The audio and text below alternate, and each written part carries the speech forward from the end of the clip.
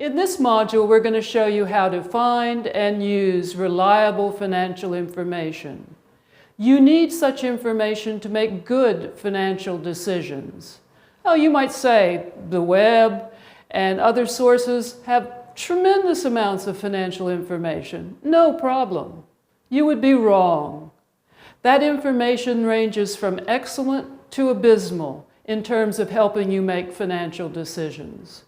General rule: always assess the biases and motivations of the organizations providing financial information. When I need to make financial decisions, I use a simple system to identify good financial information. I'll show you how it works by finding information on credit cards. I will begin my search for a new credit card by searching for U.S. government sites. Remember, that is .gov sites. I will do this by typing my search term, credit cards, and following that search term by site:/.gov. I look and I see a number of government organizations that provide some information on credit cards, and I'm going to choose to go to the Consumer Financial Protection Bureau. And we learn when we go to the Consumer Financial Protection Bureau that they have a lot of information about credit cards. Know before you owe will provide you with general information. They provide information on credit card complaints, credit card agreements, and surveys of credit card plans. But remember, before you use any site, even a federal government site, you'll want to learn a little bit about the site. I click on Inside the Consumer Financial Protection Bureau and then click on About Us. And I could look at the video, but instead I move down and see that one of the goals of the Consumer Financial Protection Bureau, CFPB, is to educate. An informed consumer is the first line of defense against abusive practices. So this seems to be an organization funded by the government, your tax dollars, that indeed has the goal of educating. So let's see what they can provide us on credit cards. Going to their search box, I type in credit cards, and I search. And here I see a number of different things. The one that looks most relevant is a little way down, and it is, how do I shop for a credit card, since that's exactly what I'm doing. I click on this, and it gives me a great deal of information. Scrolling down, we see information about when our rates can rise, and we see some additional hyperlinks to other sources that may help us.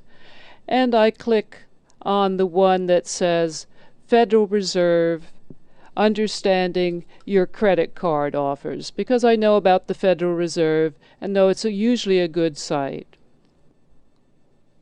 Oh, what happened?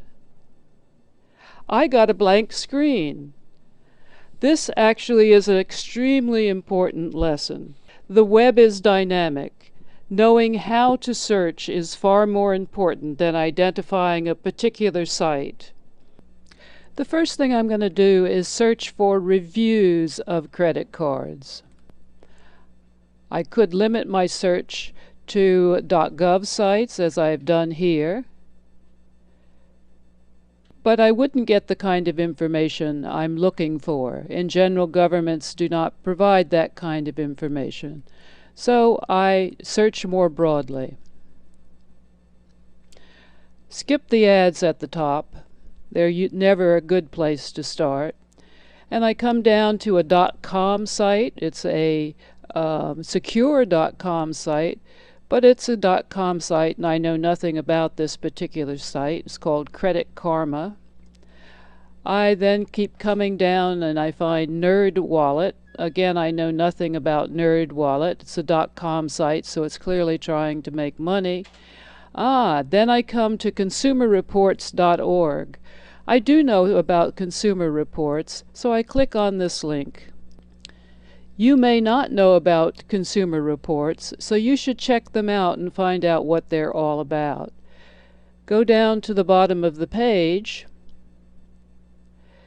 You will see a number of things here, and one of those is highlighted as About Us, and that's where you want to click. So what is Consumer Reports? You can watch the video if you have time, or you can simply skim through the documentation. Let me just read you some and show you why I actually think this is a good site for reviews. It was formed as an independent nonprofit organization in 1936. Consumer Reports serves consumers through unbiased product testing and rating.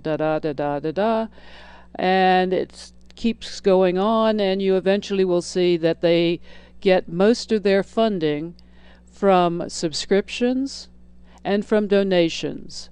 So this looks to me like a good site. In fact, it's a site I've used for many years. General rule: always assess the biases and motivations of the organizations providing financial information.